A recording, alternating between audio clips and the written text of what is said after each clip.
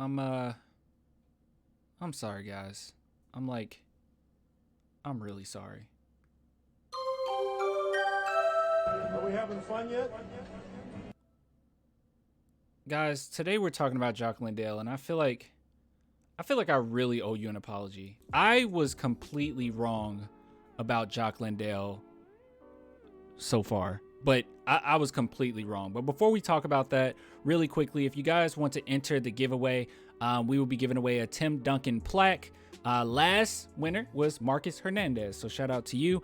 But yeah, this next giveaway is the Tim Duncan plaque. So if you guys want to enter that, all you have to do is be a patron and YouTube member. That's for patron and YouTube members. Link in the description. Okay.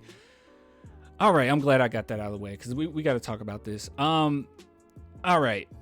Okay, I don't even know where to start. Jock Landale, obviously, I was really hype about him. Okay, I gave a lot of praise towards Jock Landale.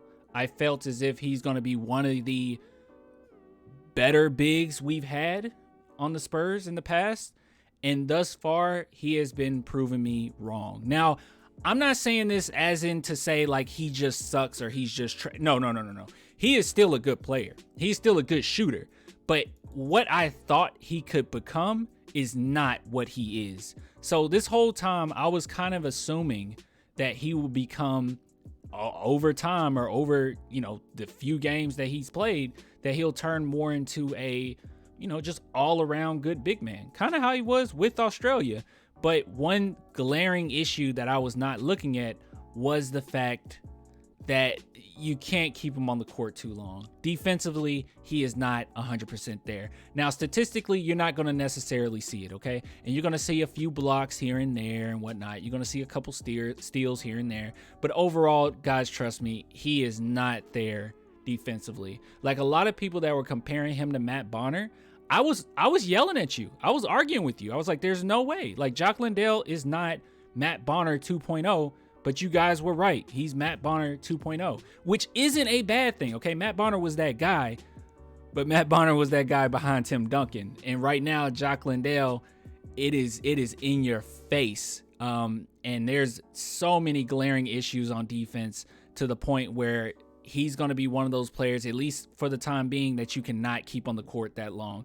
I've been seeing quite a few people, at least on Twitter, say, why is Popovich not playing him? What is Popovich doing? Popovich is just hindering his growth. And trust me, if you're paying attention, because I know it's hard to watch games at this point, right? It's really hard to watch it when your team is losing. But if you're watching the games, you will notice that Jock Landale defensively is not there. He's getting beat continuously by other forwards in the league. And that's not necessarily his fault. And to his credit, he has said, before he came to the Spurs, way before he came to the Spurs, he said in an interview that he knows that his defense is going to have to improve once he's in the NBA. He was hoping that he could be like other foreign players that came to the NBA where their defense has improved. So I'm not going to count him out in that regard, but I will say I was wrong so far in to say that he's going to be like a star big or semi-star big or just, he's not in that category at all. Right now, all I see him as is a possible spark plug that can come off the bench.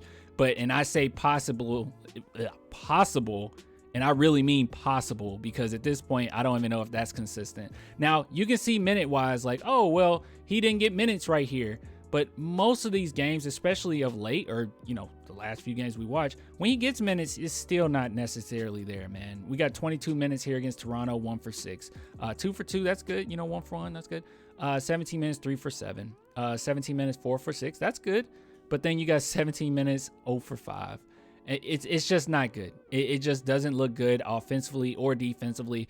And his struggles are going to be even more apparent when he's not scoring. So, look, I might have been wrong. I do believe that he can still become a really good role player. But as it stands right now, what I was saying where he could potentially be like so good for us, and I don't know. It's up in the air. I've been wrong thus far. Offense is okay. It's kind of very spark pluggy, if you will. And defense is just no. It's a no. It's terrible. Look, I'm just being real, guys. It's terrible. His defense is terrible. But it can improve.